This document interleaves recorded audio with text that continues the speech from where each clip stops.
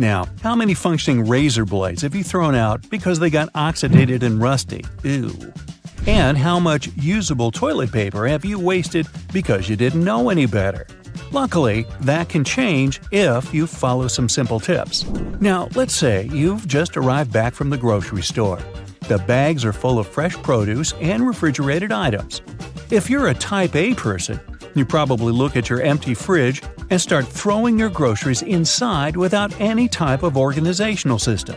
Now, if you were a Type B, maybe you stop for a moment to assess the situation and try to figure out the best way to distribute your food. No matter which scenario you fit into, I bet you've been storing some essential day-to-day items in a very wrong way.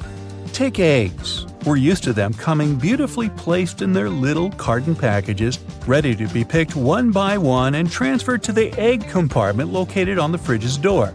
But have you ever stopped to wonder whether that is really the best place to store your eggs after all? Turns out it's not the ideal place for them.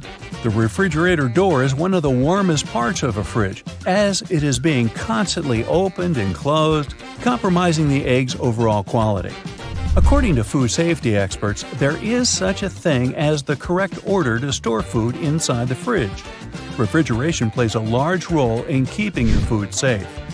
The first rule of keeping food fresh is to always check the temperature in the places where you store it. The temperature inside kitchen cabinets should be between 50 degrees Fahrenheit and 70 degrees. And when it comes to the fridge, it must be around 37 degrees Fahrenheit, while the freezer should mark nothing over 0 degrees Fahrenheit. Store your refrigerated foods by cooking temperature, from the lowest temperature on the upper shelves to the highest cooking temperature on the bottom shelves. Keep ready-to-eat foods that need little to no cooking at all on the first fridge shelf. Then organize the rest of your shelves by cooking temperature. In this scenario, eggs would go on the third or fourth shelf, as they cook between 145 and 155 degrees Fahrenheit. Now bread. If you're a carb eater, you've certainly lost multiple packages of bread before. They are notoriously known for their super-fast expiring dates and the colonies of mold that appear from what seems to be thin air and force us to throw away otherwise good slices of bread. Well, here's some good news. There is a way to keep your loaf of bread fresh for weeks and even months. And contrary to eggs and milk, the fridge is not the way to go for that to happen. Instead, separate the slices of bread and place them in a plastic bag. Now, close the bag, removing all air from inside it.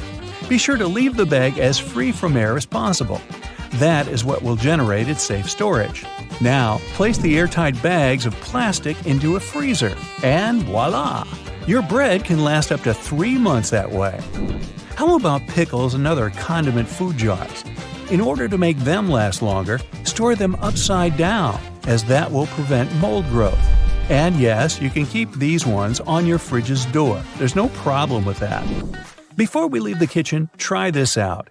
Whenever you buy a new nonstick saucepan, season it before actually cooking anything on it. First, you'll need oil. Rub on the edges of your pan and place it inside the stove for about 60 seconds. Let it absorb the heat, then remove the pan from the stove and let it cool down. Wipe off the excess oil, and there you have it. This way, the oil will fill in any small gaps or little pores in the pan, smoothing down the surface until it's all even. You can now expose the pan to high temperatures and it won't get damaged. Now, let's move on to bathroom items. Toilet paper is easily one of the most wasted household items. Even if we notice it, we don't really do much to change the way we go about it. Apart from the classic over-under discussion of how we should place toilet paper, there is a less-known must-do habit that we often ignore. Just to fill you in case you've been oblivious to this until now, toilet paper science has long debated whether the correct way to hang the roll is with the loose end draped over the top or with the loose end hanging inside next to the wall. And as much as I bet many here already know the answer, can I have a drum roll, please? Well, you got that right if you guessed with the loose end draped over the top. It is so for the simple reason that over provides easier access to the loose hanging end of the paper and minimizes the risk of knuckle-on-wall germ gathering. Ooh. But now, toilet paper ingenuity doesn't end here. Did you know that to reduce toilet paper waste, you should squish your rolls before placing them on the bathroom hanger? By squishing, I mean laying them down horizontally and pressing them down with your hand until their aspheric center has turned into an oval, almost flattened shape. Yes, you should aim at flattening your toilet paper, and no, I haven't lost my mind. That happened long ago. The purpose of this practice is to make it harder for toilet paper to rotate. When you hang it in its usual, more circular form, it rotates too easily. This way, it lets us, the toilet paper users, effortlessly enjoy it in an unlimited fashion.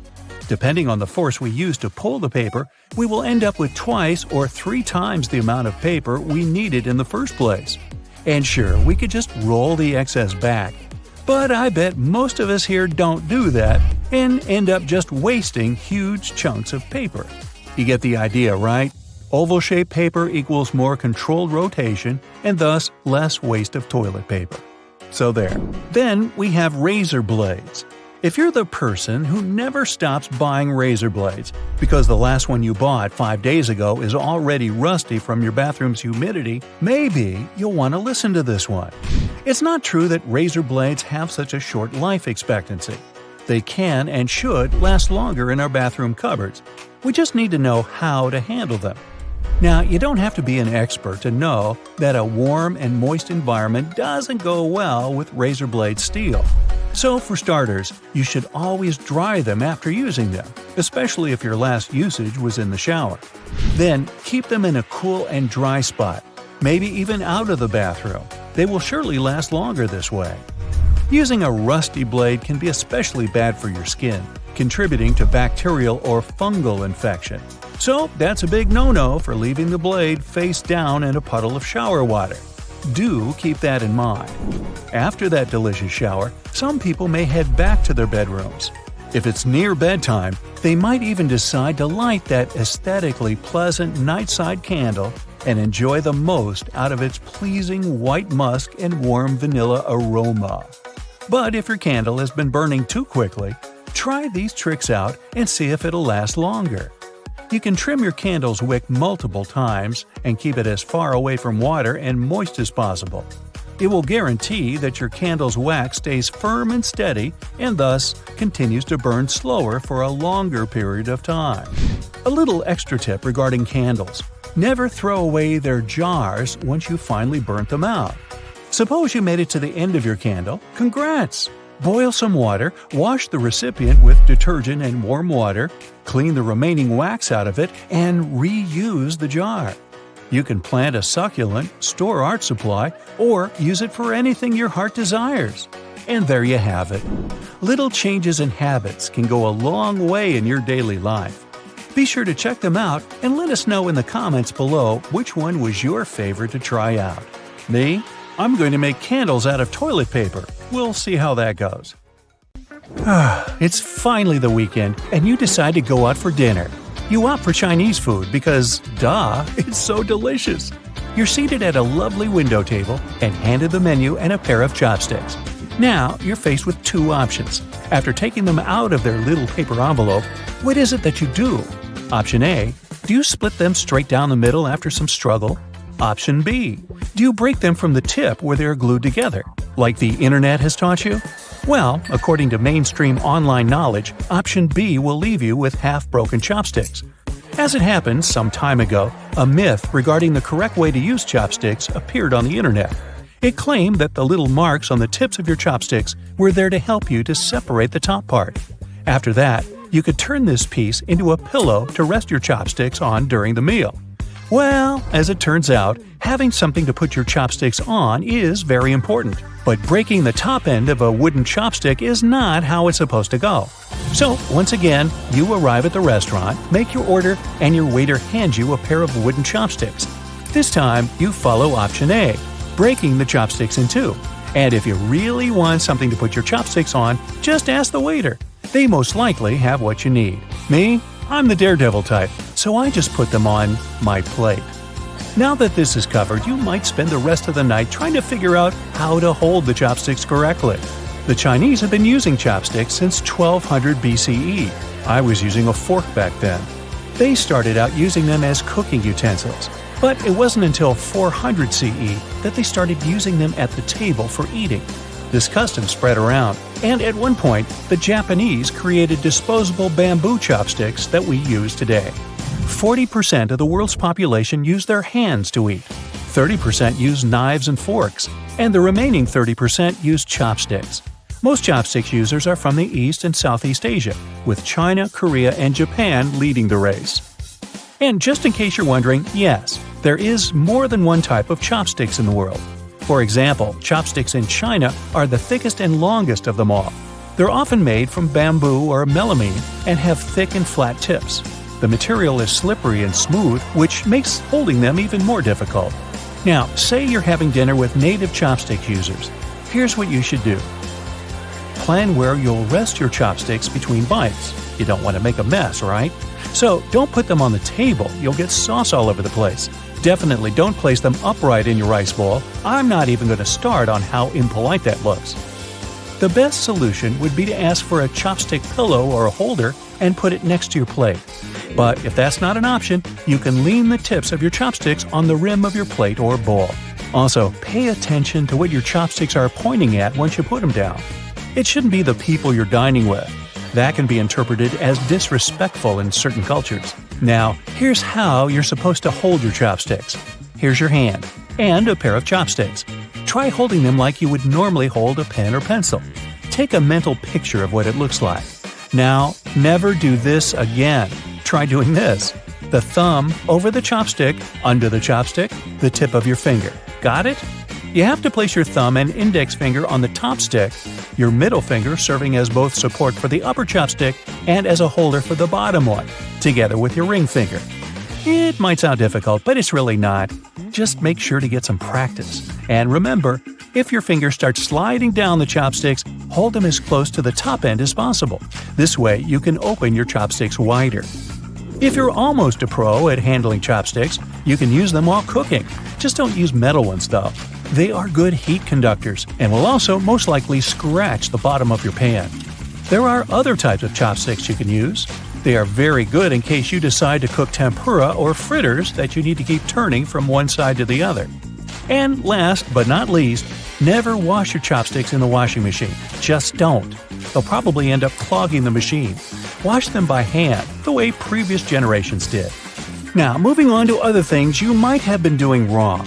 Hey, I don't mean to criticize. I'm just going to point out a few improvement opportunities on things you might have been doing badly, like microwaving leftover food. How many times have you taken your food out of the microwave only to discover it's still cold in the middle? That's because microwaves heat the food closer to the sides of the plate first. Often the heat doesn't have enough time to reach the middle of your, let's say, delicious spaghetti bolognese. It's more effective to spread your food closer to the sides, leaving some empty space in the middle. There you have it, warm food without much effort. And since we've been talking about food, let's talk chicken wings. Most of us take one, scorching hot, with both hands and take a big bite. But there's an easier way to eat it. Grab the wing by the two little bones, twist them, and slowly pull the bones out. Don't worry, the chicken won't feel it. You'll get a meaty, bone-free chicken wing. After all this eating, make sure you brush your teeth. But make sure you're doing it right. Choose a soft or medium bristle toothbrush. It won't harm your gums. And instead of repeating mechanical up and down movements, choose a 45-degree angle and go with it. This way you'll clean all that sticky plaque. Blech. To break in a new pair of shoes, you can ask someone with wider feet to do it for you. Maybe Mongo here. Or you can do something different. First, you'll need to put on a pair of thick socks. After that, use your hairdryer to blow hot air on one of the shoes and walk or jump around your home for a minute or so. You'll notice that your shoe has become warmer and softer. Now repeat this process with the other shoe. Now, if you still think the only use of nail polish is to make your nails all nice and pretty, you might be in for a surprise. Nail polish has unique waterproofing and adhesive properties, which makes it pretty useful when you need to create protective seals. So, if you've chipped a ceramic jug and glued it back together, try applying a layer of colorless nail polish. Now the crack is sealed and your jug is ready to be used again. And if you don't want to seal envelopes, if you still use them, You can apply a coat of nail polish on the corners of the envelope, close it, and put it in the mail. And now, some real magic. You know how the tips of your shoelaces might get frayed? Hey, sometimes I get afraid. Well, you can twist the loose ends together, dip the ends of your shoelace into clear nail polish, and it will lock itself together in place. You can also do that if you have some difficulties with threading a needle. Dipping the thread in nail polish will make its tip firmer, and it'll make it easier for you to pass the thread through that tiny eye of the needle. Now, if you're a fan of Gatorade, I'm sure you'll be surprised to know that you've been drinking it all wrong. At the bottom of every bottle of Gatorade, there's some space. You can use it to keep the cap. This way, you'll never lose it when drinking Gatorade again. So, who doesn't like to add some ketchup to that delicious hot dog? But you might be storing it incorrectly. Should you refrigerate it or not?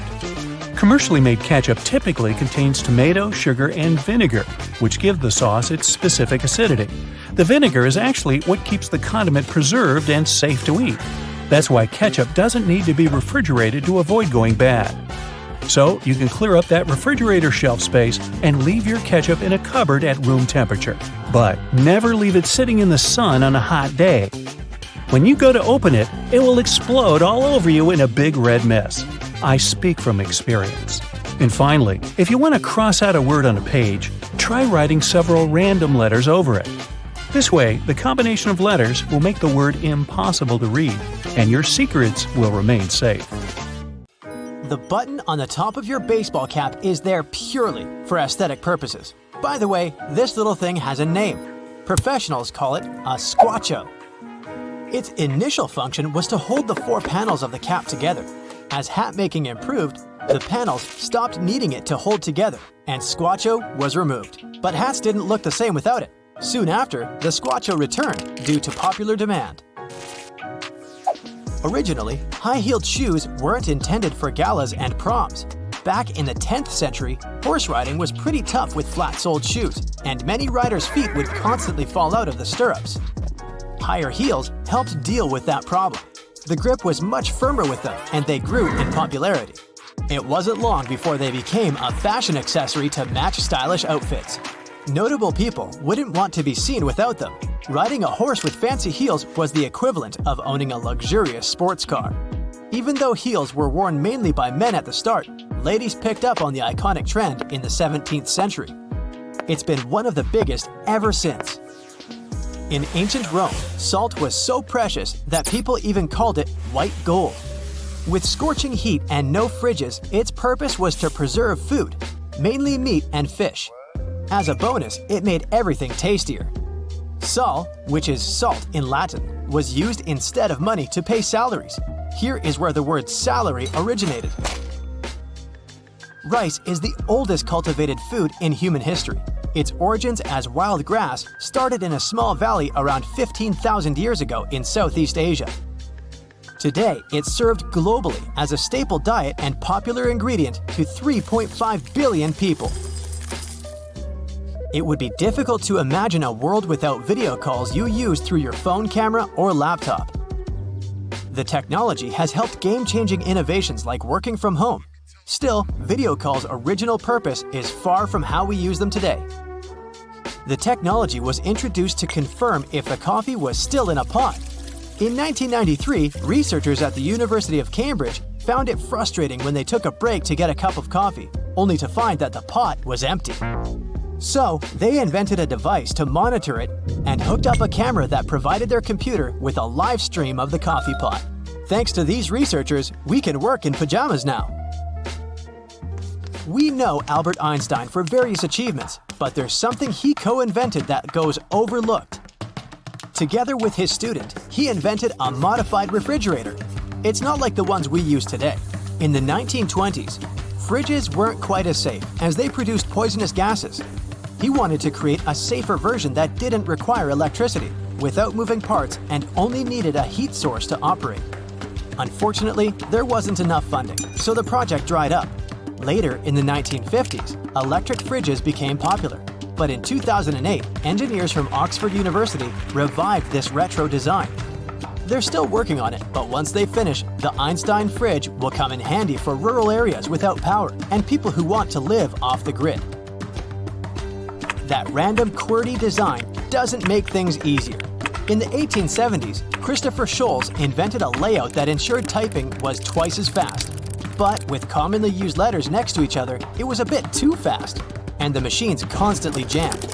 So, he then developed the QWERTY design. It forced typists to adopt a pecking style. This way, they would search for a letter and slowly type with their index fingers. The keyboards remain unchanged even today, and people all over the world have somehow adapted to them. The plastic end of your shoelace is an aglet, and people have used it since ancient Rome. Sure thing, they had no plastic back then, so those aglets were made of stone, glass, or even metal. Extra wealthy people could accessorize their shoes with precious metals like brass or silver. What came first, the TV or the remote control? The technology that functions in the remote is older by several decades. In 1898, Nikola Tesla created a machine to control mechanical devices with radio waves. Initially, he tried selling the idea of a radio waves device operating I/O through remote-control boats, but the potential buyers were not interested. He was way ahead of his time, as remote controls were finally used with televisions in 1956. As engineer Percy Spencer initially invented something brilliant in 1945, he was working on a new vacuum tube, the magnetron, which was used with early radar systems. While working on the project, he found that the chocolate in his pocket had melted. Realizing the heating potential of the magnetron, he used it on corn kernels, which turned into popcorn. Then, he tried testing it with eggs, but things got a bit messy. So once the yolk was washed away, he built a metal box, keeping the energy within, and the first microwave oven was built. In 1733, a duke in England requested William Kent, an architect, to make a traveling device for his kids. William accepted and built the first ever stroller, but nobody had to push it. Instead of handles, it was built like a carriage and pulled by a goat or a small pony. Only a few were made as it was pricey. More than 100 years later, in 1848, the first stroller with push handles became available and more affordable. Police are often associated with donuts, and there is actually a reason why. During the 1950s in the USA, police officers that worked night shifts found it hard to locate anywhere open for a midnight snack. Donut shops at this time were family-owned. They were working hard throughout the night, providing fresh donuts for the coming day. The shops were vulnerable at night, becoming the perfect relationship: nourishment for the police and extra protection for the shops. Popping bubble wrap is an excellent source of relaxation, and it's also helpful with delicate packages. In 1957, two engineers glued together two shower curtains, trapping the air bubbles between. This is how the first bubble wrap was made. The result they were looking for was a sort of textured wallpaper. Still, it didn't go well on the market. Sometime later, they tried to sell it as insulation for greenhouses, and once again, they failed. Everything changed in 1960 when IBM needed to ship delicate computer parts. The bubble wrap was perfect, and they continued to collaborate. Using maps with your phone has become a far easier way to navigate, but the old-fashioned handheld maps were once the only option, creating a competitive industry. So much so that map makers would draw in phantom settlements to avoid rivals stealing from them. These fake towns were called a copyright trap. However, one of these fake settlements became real. Agloe in New York was drawn into a map by General Drafting Co. Another competing map maker had also included this town on their own, and the copyright trap was sprung. But in court, they found that in 1950, a general store had actually been built there. And the owner assumed that Agloe was a real area based on the map, so he named the shop after it. So there was no violation found, as technically Agloe was real, thanks to that general store. In 1943, Vesta Stout from Illinois was working with securing parcels. She was disappointed with the poor paper tape, as it would fall apart when wet. So she asked her boss to try to make waterproof tape. Her request was ignored, but she wrote a letter to President Roosevelt with an idea of how to make a better tape. Not only did she explain her concept, but she also provided it with detailed designs. He approved the idea and ordered the changes. The new tape was so helpful for freight transport that everyone wanted it, and they started selling it at hardware stores. In the 1950s, many people would wrap air ducts, and it was then deceptively named duct tape. Still, the adhesive on the sticky side wasn't suitable for cold and hot temperatures, which caused the tape to fall off. Despite this, people continued to use that tape for almost everything else. Decades ago, no one would ever imagine keeping a stick in their pocket that could hold hundreds of gigabytes. We've come a long way since then, and got used to USBs transferring our files from device to device with ease. In 2000, two major companies developed and sold the first USB flash drives 1.0, which snowballed into USB 2.0, 3.0, Type-C, and so on.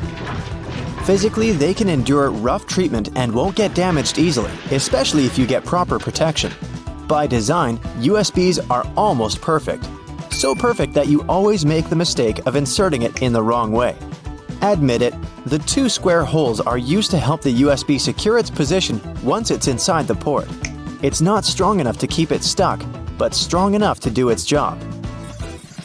You can protect your USB with proper encryption. This means that if anyone gets their hands on them, they won't be able to read them. Encrypted files end up being scrambled into gibberish of a series of letters and numbers instead of comprehensive words to anyone who tries to read it. The file is only accessible if someone gets their hands on that USB. But if you're using certain online services like messaging or emailing, then encryption is simply not enough. Sure, the person on the other end can't read the contents of the work, but the hosting website can. This is where end-to-end encryption comes in. That means any information that goes in and out is, again, scrambled into gibberish to anyone who is in the way of your traffic, including the hosting service.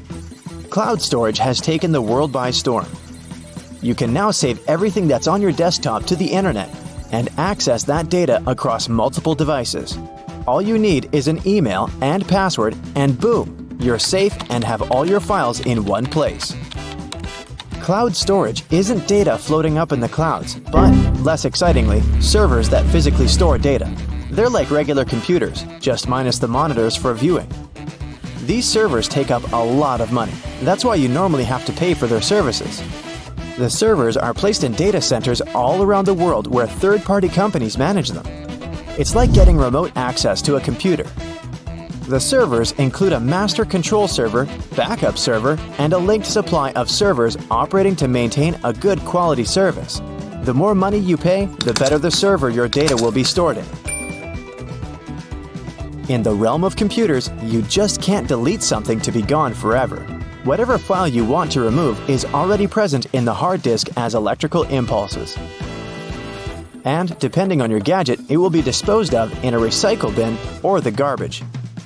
That isn't to say that it isn't still there. It simply implies that the file has been moved to a different folder from which you can easily recover it. So, if you're worried about accidentally deleting a crucial document you've been working on for weeks, don't panic. It's not gone for good. But if your device breaks, then all your data is lost. If you own a device that has Windows 10, then you've probably been shutting down thinking that your computer or laptop is completely off. This is not the case. Windows 10 doesn't actually shut down, but goes into a state of hibernation. It keeps your app saved for you to recover. The proper way to shut it down is by resetting it. Windows operating system is known for being user-friendly with all the commands displayed in front of you. But for computer whiz kids, know that you can open the search bar and type CMD for the command prompt. It looks just like a bunch of random characters, but this is where you can achieve a lot with your device. If you don't like the black window, you can always change the color of your suiting.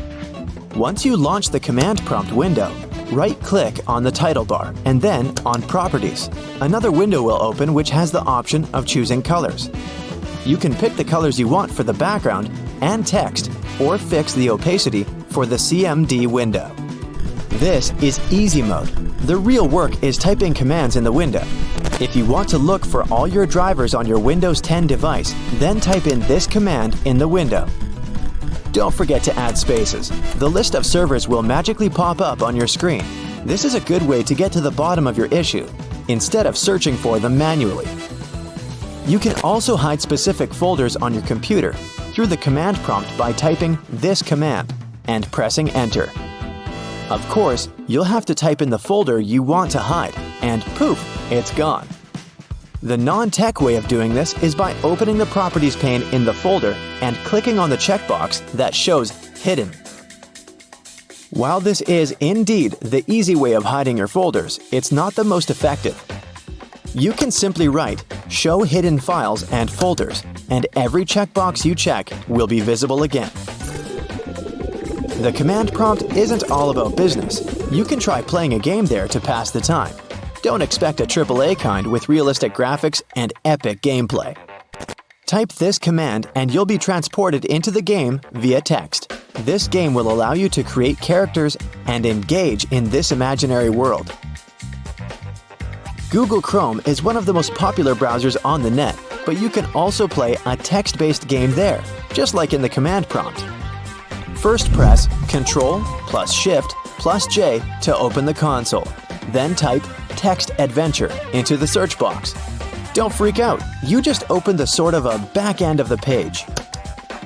Next, click on the box that says Console. You'll be greeted with a text that will ask you if you want to play a game. Type Yes, and you'll instantly begin.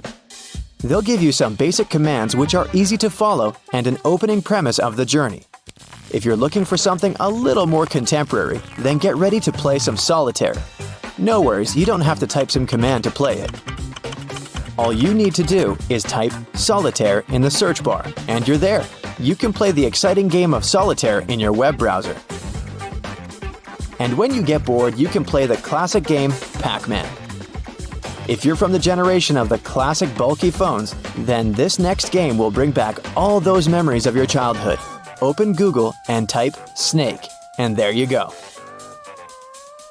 When the internet is down, you can play the dinosaur game in your browser window while you're impatiently waiting for the Wi-Fi to come back. This game is very simple. After pressing Enter, you just have to hit the spacebar to jump over obstacles. And at a certain point, you'll have the option to duck down, which will make it even more challenging. Even without Wi-Fi, you can still have a good time. You can pause the game whenever you want by pressing the Alt key or F11. You can just click on your screen to continue the game at any time. Windows 11 has some cool hidden features that are very useful, like adjusting the volume for each individual app. You can go to Settings and click on System. Hit the Sound section. This will bring you to all the sound levels and the master switch. Copy-pasting is so essential to our everyday workflow that Windows 11 decided to take it to a whole other level with clipboard history. This option allows you to save your copied texts in one designated area, which you can access anytime. And the good news is that this option is also available on Windows 10. Just click on the Windows key plus V, and you're good to go. If you have too many windows opened on Windows 11, you can grab the window that you want to keep and shake it. It will minimize all the remaining windows in the background so that you can have a pleasant, productive workflow. Oh wait, it's happening now!